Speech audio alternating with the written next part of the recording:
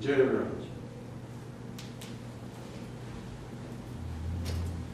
Om Soham Tetramasi. Om, you and I are one with the one universal God of all creation and no other. Jai Bhagwanji, victory to God the Beloved, that beloved universal I am that I am, which you are.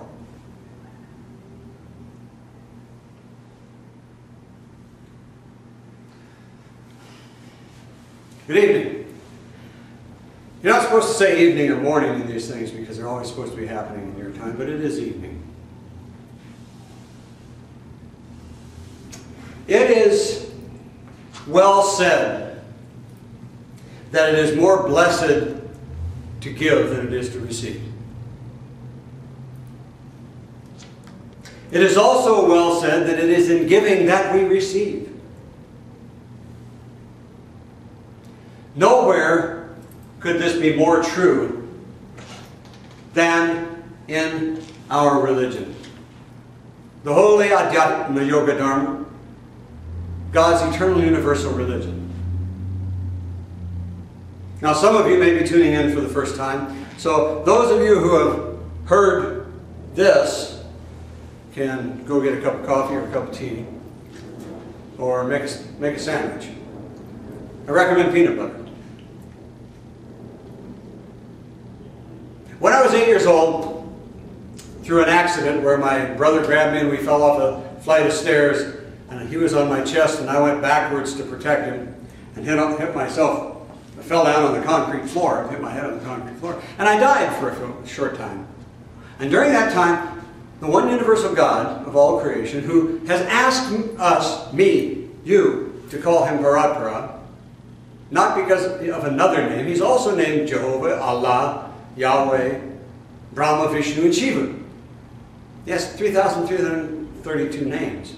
But he's asked us to call him Paratpara because what that means is the one universal God of all creation, who is all creation, who is within all creation, and yet who is beyond all creation. And see, that's real hard to say. So he said, I ask you to call me Paratpara. Doesn't mean you can't call him by the other names. Just know that that is not a name of God, but a definition. It's a description. And so Paratpara took me into perfect final union with him. Now, perfect final union is something you have to understand, otherwise none of this makes any sense. Perfect final union is like if a soul, if a person is a drop of water, and God is the ocean, it's like that drop of water going back into the ocean, hitting the ocean, and becoming totally one with the ocean. Now, when I mean totally one, I mean totally one. I don't mean emotionally one. I don't mean intellectually one. I don't mean figuratively one. I mean one. Take a drop of water. If you have a swimming pool, you can try this in your swimming pool. Take a drop of water and drop it into your swimming pool, and then try to find it. Now, you can imagine how hard it would be to find that drop of water in the ocean. You can't do it because it becomes the ocean. The ocean absorbs it. It loses its individual nature and becomes the ocean. It's no longer a drop of water. Well, that's what happened to me. God took me into perfect final union with him as a drop of water falling into the sea becomes the sea. And then he asked me to return to this world and do a work for him. I didn't know what work it was. Dealing with God is a whole different experience, you see.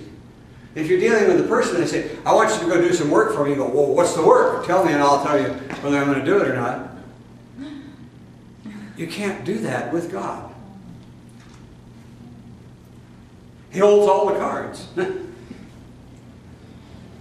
And so I said, no, I don't want to go back. Now, I was only 8 years old in the physical time, but in spirit, I said, I don't want to go back. I'm home. This is where I want to be. I want to be the ocean. I don't want to be a drop. And so he showed me all the suffering in the world as he knows it. Now, those of you who want to think of yourselves as self-styled atheists, think of this. When you experience suffering of some sort, if your dog dies, or your cat dies, or a close friend dies, or a relative dies, you have ways of patting that down. You have natural built-in mechanisms to make it easier for you. You go numb. You can go into, if it's really bad, you can go into a catatonic trance or state where you just freeze up. You can take some drugs. You can drink some alcohol. You can do all kinds of, you cry. Cry, that's a way of blowing off grief. God doesn't have any padding. God doesn't have any mediating, those are called mediating, factors between Him and human suffering. He experiences every shred, every moment, every millisecond, and every bit of human and the suffering of any form of life without anything standing between it and Him, because He is all of it. He's all of it.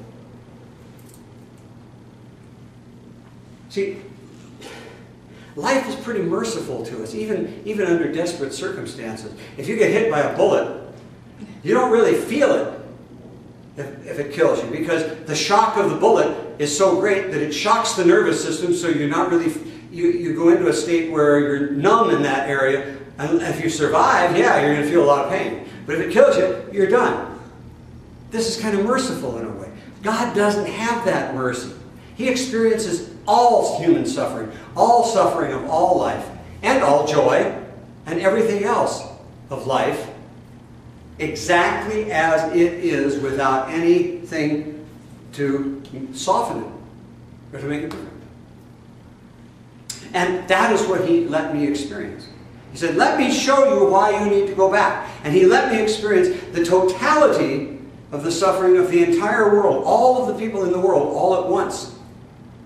And, you know, the other forms of life too, but mainly I was focused on the human life. And had I had a body at that point, it would have torn me to pieces. But I didn't have a body, so it didn't tear me to pieces. But it convinced me, and I said, yes, I'll go back. And He said, here's how it's going to work. You're going to go back and you're going to forget all but a very thin thread, a very fine thread of what's happened here, because I've given you this gift of perfect final union with me, this time by grace. Notice you didn't have to do much except fall off a flight of stairs to get it. Any dummy can do that. I don't know, maybe it was the fact that I held my brother to my chest and went off backwards to try to save him. Maybe there was something in that. I don't know why. I don't try to outguess God. But God said, you'll have a very thin thread of remembrance that will guide you. But the first time is by grace. The second time has to be by your own works. One is by grace, two is by works. And He said, you've got to find your way back into perfect final union with me. That's what you have to do. The only thing He did show me was a man's face. He wasn't a particularly profound-looking man. He looked pretty much like everybody else. He was kind of like a big Scotsman and had a kind of a strong face, but that was it. He said, you'll remember this. And so I returned to this world. I woke up in a bed with people around me, with a horrible migraine type of headache that lasted for a very long time. Probably, I don't know, weeks or months. And I was told at the time that I'd died. Your heart stopped. You're fortunate to be back. I wasn't fortunate, I chose to be back. And so, there began a journey that stretched over 20-some years. Probably, I don't know, 21, 22. I hesitate to say because somebody's always going to come up and go, it was only 21 years. No, it was only 22 years. It was 19 and a half years. Somewhere around 20 years. Alternately running away from this destiny because I just wanted to be an ordinary guy. I wanted to get married, I wanted to have kids, wanted to see my kids grow up, wanted to become a grandfather, wanted to grow old, and I wanted to pass out of this world in a natural way. I wanted to be an ordinary person. And then the other half was, there was always this urge at my back that there's something out here you have to find out and you must go for it. And so, I tried, my dad was an alcoholic, I tried alcohol for a while, didn't do it. Tried drugs, didn't do it. Sex, drugs, rock and roll, all that stuff, didn't do it. And so finally, in 1977, after my mentor, who was the face that they showed me, I won't go through the whole story because it's told elsewhere, but I came across this man. He became my mentor and my guardian. as God had shown me his face. And he passed away, and I had still made no progress. I had gone through every practice I could think of. I had done meditation, I had done austerities, I had done all kinds of things. I would fast for 10, 12 days on water alone and pray most of the time and meditate most of the time. I still couldn't figure out what it was that was supposed to happen. And so out of desperation, and please mark that word, desperation, let us put inspiration aside and remember desperation. Out of desperation, I had just pulled into behind an old house at 204 North Catalina. It's now called the Morrell House. It's up at Flagler and 190th Avenue in Redondo Beach. You can go look at it. It's called the Morrell House. But that was where I lived. That was my headquarters. And I pulled in my old Volkswagen van, and I parked. I always parked backwards looking out. And I made up my mind that I was either going to die right there or I was going to find out what this thing was that had been driving me for 20-some years. And out of desperation, I just sat there and I said, I know I'm going to die because I have no way to find this out. I've done all these practices, I've done all these austerities and all this stuff. And then suddenly, it happened. The story of how it happened is elsewhere. It's also in the Holy Book of Destiny. This is the book that describes these things, the Holy Book of Destiny, Maitreya, the Friend of All Souls. You can get it off of Amazon if you wish. We've priced it as low as we can. We make as little off of it as we can because we want everybody to be able to afford it. But it happened, and I entered into perfect final union with God again. The drop of water once again went back into the sea. Now that's a fallacious analogy. It has failings because nothing can be separate from God. So usually I use the example of a wave on the ocean, but people don't quite get it. It's more like a drop of water going back into the sea. So understand it's an analogy and it's not perfect. And once again I went into the ocean. I lost myself. I became one with Parapara, one with God. And then God said, now, I want you to go back and finish what you started. And in a figurative way, in a manner of speaking, I said, I didn't start this, you started this. I guess there was still enough of me intact to do that. And he said, no, you started it, and I want you to go back and I want you to finish it. And he reminded me of the suffering, the sorrow, the death, and the constant rebirth, this going around this wheel of birth, life, suffering, fear, pain, sickness, sorrow, old age, death, and rebirth again and again and again. Not once, not twice for each soul, but millions or billions of times. There's no limit. You can go 1 trillion times until you find your way off of this wheel and go back into that ocean that is God. And I was so moved that I made this vow. I said, I will go back, but I will never again take my own perfect final union with you until I have seen every last soul safely home into perfect final union with you before me. And only then will I take my own perfect final union with you again.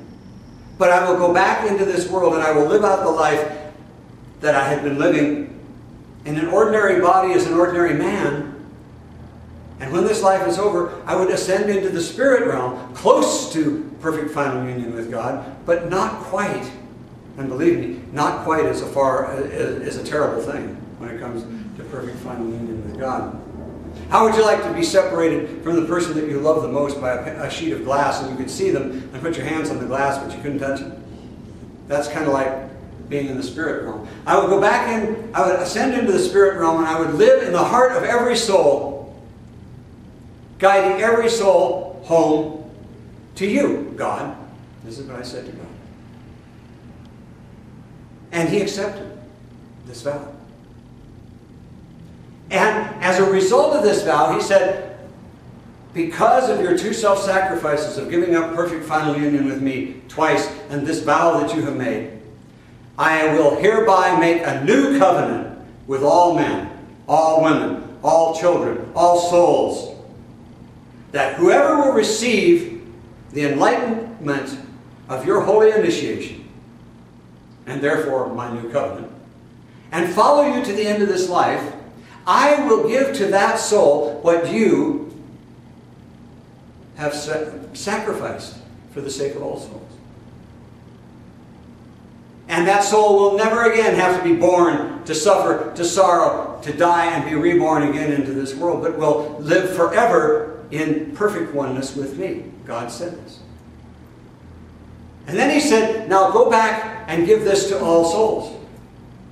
And I said, as I was gathering, as the poets say, sand and foam for another life, to return to this life, I said, Father, I'm just one person. How can I spread this to all souls?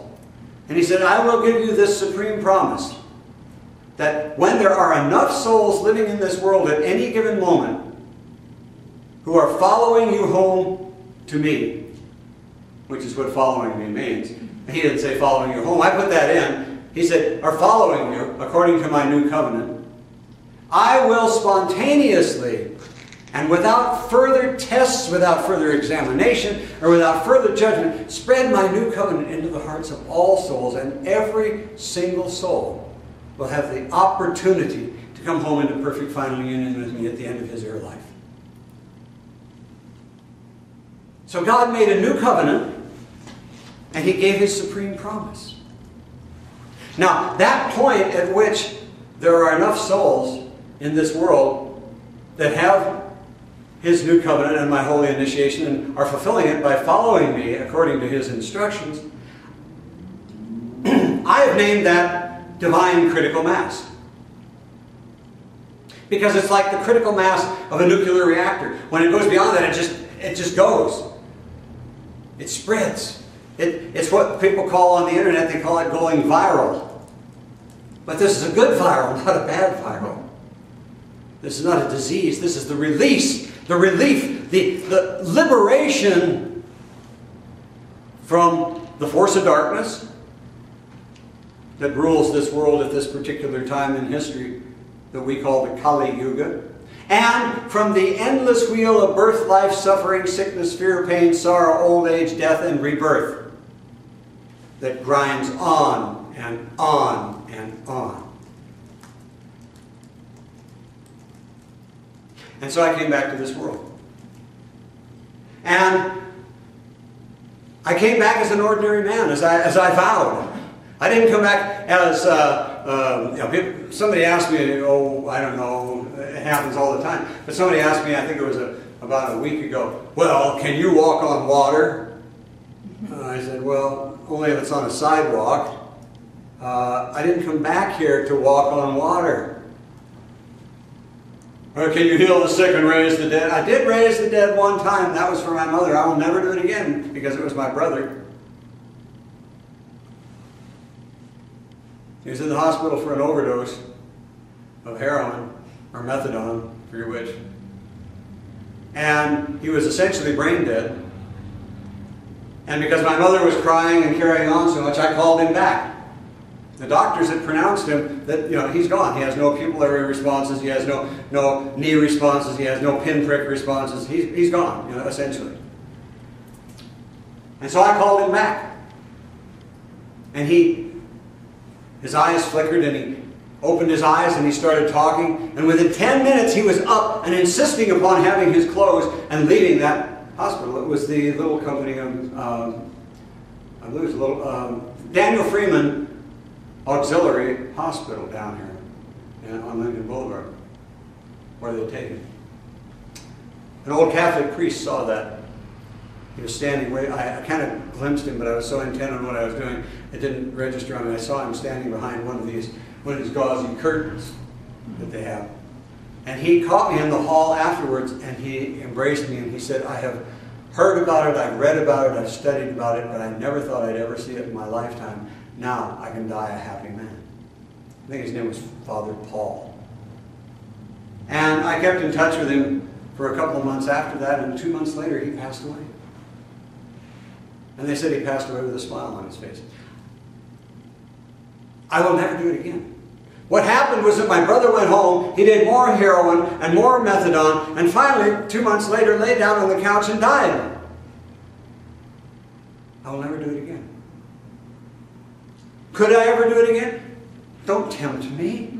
Don't tempt God. Don't do that. I don't know, but I'm not going to try.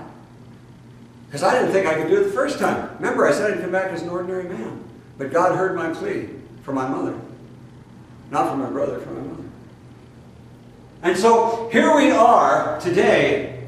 We have a holy cause, a holy purpose, a holy mission in this world. What is it?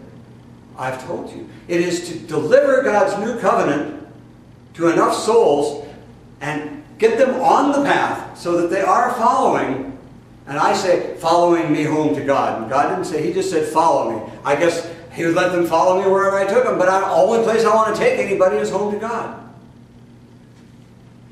So that there are enough souls on this planet at one time that God will invoke his supreme promise and spread his new covenant into the hearts of all souls, and all souls will have the opportunity to go home into perfect final union with him at the end of their lives. And not just to attain perfect final union, because perfect final union is also perfect total freedom. You realize the only one in this entire creation that's free is God? You think you're free. You do have a kind of freedom within the frame of reference that we live in, but we live in a frame of reference. God doesn't. God is the frame of reference. And he's total freedom. Total freedom. Totally free. And so when you become one with him, you also gain perfect total freedom. So this is our cause. This is our mission. This is our purpose. This is why I'm here. This is why all of this exists. This is why we exist. This is why you exist, my trans and soldiers of the light. One purpose: to create divine critical mass, to bring forth the age of universal God's pure divine truth on earth, destroy the force of darkness, and win universal salvation and liberation for all souls. Because that's what God said. Every soul will have his promise. Every soul. Without qualification. Now that doesn't mean every soul is going to go home in a perfect final union with him automatically. We have free will. This is the Maitreyan symbol for freedom. This is the Maitreyan high sign. Free will, free choice, self-determinism, individual freedom, and absolute inescapable personal responsibility for all of these four. That's our symbol. That is our high sign, you might say. So it's quite possible, although I am at a loss to figure out why, it's quite possible that some soul might say, I'm not going. I'm just not going to go. Free will. Free choice. Self-determinism. Individual freedom. And absolute, inescapable personal responsibility. So a soul could say, I'm not going. I don't know why any soul would. But that option is left open. So it doesn't mean everybody's automatically going to go. They can say no. God help them if they do. It would be insane.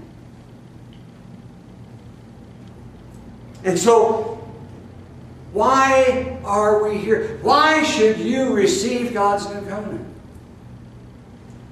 Well, some would say, well, so I can go home in a perfect final union with God, of course. Well, that's a reason. On a scale from 1 to 10, 1 being very selfish, and 10 being completely selfless, that's about a 2. Sure, if you understand what I say, if you believe what I say. Now, if you don't believe what I say, there's no point. If you don't believe me, and you don't believe in me, and you don't believe what I say, then tune out, turn off, go have that peanut butter sandwich. Goes good with coffee, too. In other words, this isn't for you. You're wasting your time. just listening to me. If you don't believe me, if you don't believe in me, and if you don't believe what I say and believe in what I say, then I have nothing to say to you. But if you do, then I want you to understand something. I don't want you to receive God's new covenant and supreme promise into your heart for you, so that you can have it. I want you to receive it so that you can give it. One of the miraculous things about this gift that God has given us is He's given me the power to say to you, I hereby ordain you to be able to transmit this holy initiation and God's new covenant to any person, any place, and any time. I can do that. And I have done that. I have made it such that when you receive my holy initiation, you also receive my holy ordination, that it empowers you and enables you to go out and transmit it, give it to any other soul on this planet. Any other soul. And so, instead of, you start out as being a receiver, but you become a giver. A giver. And when you transmit it to another soul under the conditions that God and I have set forth, then I transmit it, then I give it to that soul, because it's mine to give, not yours. It's borrowed by you, but it's mine to give. And God gives it because it's His new covenant. So you have the power to go out and bless another soul. And then you will learn what it means when people say it is more blessed to give than to receive. Because in giving, you bless another soul. But in blessing another soul with God's new covenant and supreme promise, you are supremely blessed every time you do it. Now think about this. How many times can you receive it? Once. How many times can you give it? An infinite number of times. As much as you have time for. As much as you have the will for. So when I give it to you, when someone gives it to you and I give it to you through them, then you're blessed. Tremendously blessed, because God's blessing you as well. But when you give it to another, you are supremely blessed. And that, after all, is our purpose. This is not a selfish religion. This is not a selfish religion. Oh yes, there's individual freedom and self-determinism. But this is not a selfish religion. We do not receive, you do not receive God's new covenant and supreme promise through my holy initiation so that you can clutch it to your breast and go, it's mine, everyone stay away. By the way, this is a sign of, can be a sign of evil. No, you receive it so that you can give it. Because you then become a giver rather than just a possessor. When you receive it, you possess it. It doesn't possess you, you possess it. But by going out and giving it, by having that as your purpose, you become a source, a giver. And God glorifies the giver. God blesses the receiver, but He glorifies the giver. Isn't it part of His truth that He says it is more blessed to give than to receive, and that it is in giving that we receive? So if you come here, or if you're hearing this, from a New Age perspective, where the mantra is, I me mine, I me mine, I me mine, I me mine. And the whole purpose is, I don't want to follow anybody, I don't want to get involved with anybody, I don't want to do anything, I just want to live my selfish, greedy little life. Turn it off. This isn't for you. Turn it off. This isn't for you. But if you can understand what it means to be able to be a giver of God's new covenant and supreme promise, if you can understand what a supreme blessing it is to be able to give it and bless another soul with it. If you can understand that, and you think about this suffering that God showed me, and the suffering that's all around you, and that you, when you receive this, will then have in your heart a solution. The solution to this suffering, this sorrow, this death, and this rebirth. It won't be yours. It'll be mine. I want it from God. It's not really all mine either, because I want it from God. It's God's new covenant. But he said the only way you can get it is through me. Either in person or in spirit. And he also said that I have the power to ordain you to give it to others. And that when you give it to others, I will give it to others. And when I give it to others, he will give it to others. And so you can become a giver of God's new covenant. As I said, you can only receive it once. So that's a single blessing. And it's a great blessing. It's a fantastic blessing. You can receive it once. But you can give it hundreds of times, thousands of times, maybe even millions of times. And every time you give it, you are blessing the person that it's given to, and God is blessing the person it's given to, and I am blessing the person that it's given to. But you are receiving supreme blessings for yourself, because it is truly more blessed to give than it is to receive. And it is in giving that we receive. And so that's why I want you to come and be part of this effort. If you want something just for yourself, if you don't care about the rest of the world, if you say, to hell with the rest of the world, I'm just going to get mine, then there's a path for you. It's long, it's arduous, fraught with dangers, but you can take it.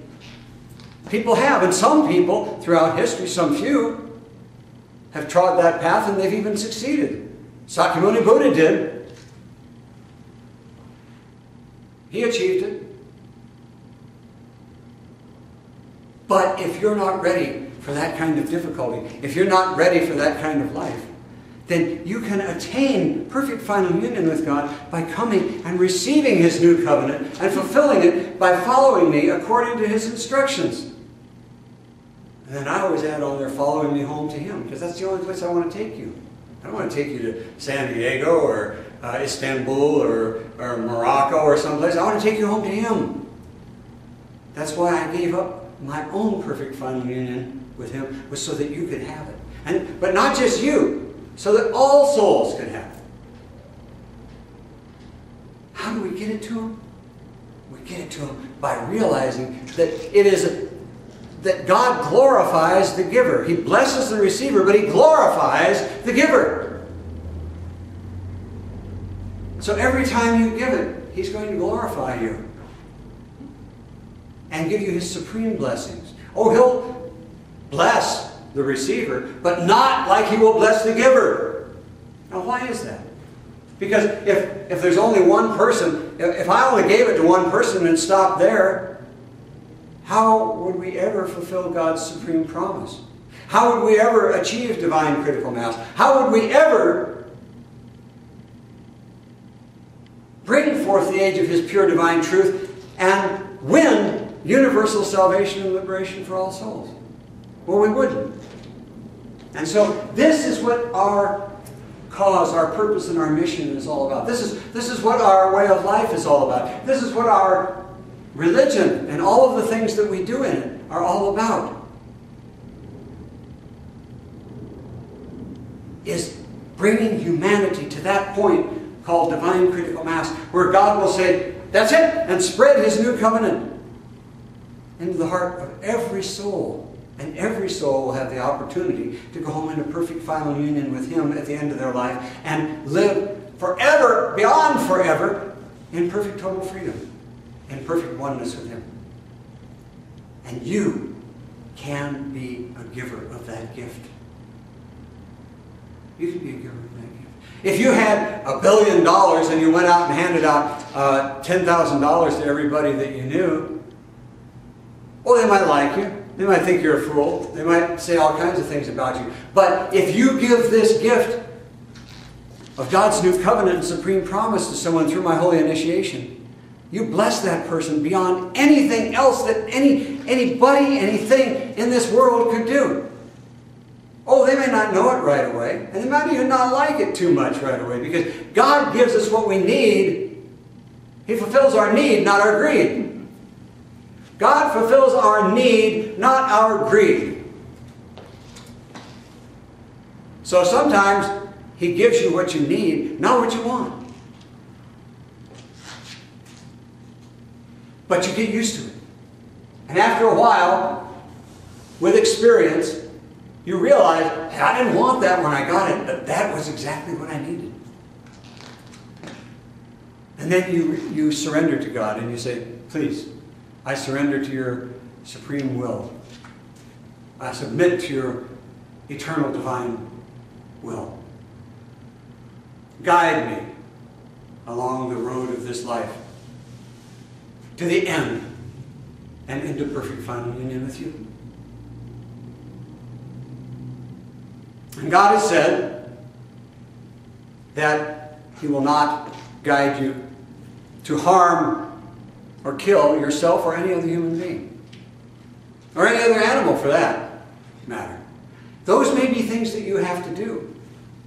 Certainly, if somebody comes into your house with a knife and wants to cut up your family, you're going to have to stop them. If you're any kind of person at all, if you can't do that, if you won't do that, then you're no kind of a human being. You might have to stop them. But that's not God doing that. That's you doing that. You might have to go to war to keep a foreign power from taking over your country. That's not God doing that. That's you doing that. If it's a righteous cause, certainly God's hand will be in it somewhere. But it's not Him doing it. He will not direct you to harm or kill any other person or yourself. Now, you might kill yourself. People do. Suicide's big these days. But if you do it, it's not because God told you to do it, because He won't tell you to do it. But He will tell you, go and give this person over here my new covenant. Through Maitreya the Friend's holy initiation. And if you are courageous and you realize what it means to be a giver, you will walk over and go, let me give you the best prize you've ever had, the greatest blessing that you've ever had in your life, if you'll accept it. And if the person says no, then you have to shake it off and just go on your way. Because you're not there to force it on anyone. You're there to offer it. Like this. You're not there to push it on anybody. You're there to hold it out and offer it. Say, here it is. Are you willing to take it? Do you want it? Because if you do, then you will become a giver. And in this endless chain of being a receiver and becoming a giver, and being a receiver and becoming a giver, we will sooner or later achieve divine critical mass. And God will spread His new covenant and supreme promise into the hearts of all souls. It might not be in my lifetime. It could be, but it probably won't. It might not be in your lifetime. It could be, but it probably won't. But it might. But it's going to be somewhere in the near future, depending on what people do. If we keep this gift alive, if we keep this way of life alive, if we keep being a Maitreyan and a soldier of the light alive, if we keep this religion alive, it will happen. And you will be one of the agents of making it happen.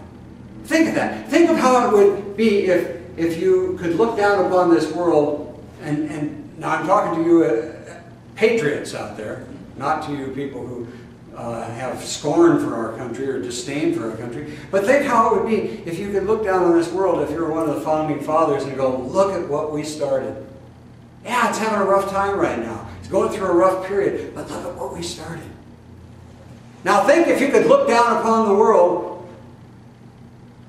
at a time when God has spread His new covenant into the heart of every soul and say, I was part of that. I was part of starting that. I brought that about. I did my part. Well, you will be able to do that because God knows everything. And as one with God, you will know that too. You will know that you did your part. You don't have to come here and be forced. Nobody's going to force you to give this to somebody else. Nobody's going to beat you to give it to somebody else. Nobody's going to insist that you give it to somebody else. Come to be a giver of God's new covenant supreme promise. Yes, you have to receive it, but don't receive it just for yourself. That's low and mean and self-centered and selfish. Don't worry, if you receive it for others, if you receive it to give it to others, you'll still have it for yourself. As I wrote in one of my poems, if you wash your face, your hands will become clean. But if you just wash your hands, your face can stay dirty. In that same way, by giving it to others, you have it. You receive it. It is in giving that we receive. And it is far, far, far more blessed to give it than it is to receive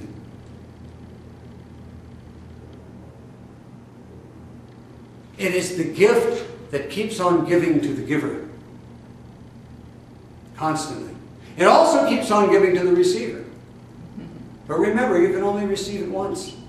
You can give it 1,000 times 1,000. And the blessings, the amazing blessings that come with giving it are, well, I can't speak them. They're unspeakable. All I can tell you is that they're there. And so this is my story. This is their story. This is our story. As Maitreya, the friend of all souls, and the Maitreans and the soldiers of the light, who have committed themselves to this holy cause, purpose, and mission, we invite you to come and receive this gift so that you can become a giver of God's grace to the people in your world.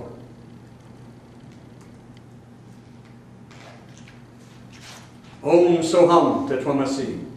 Om, you and I are one with the one universal God of all creation and no other. Jai Bhagavanji, victory to God the beloved, that beloved universal I am that I am, which you are.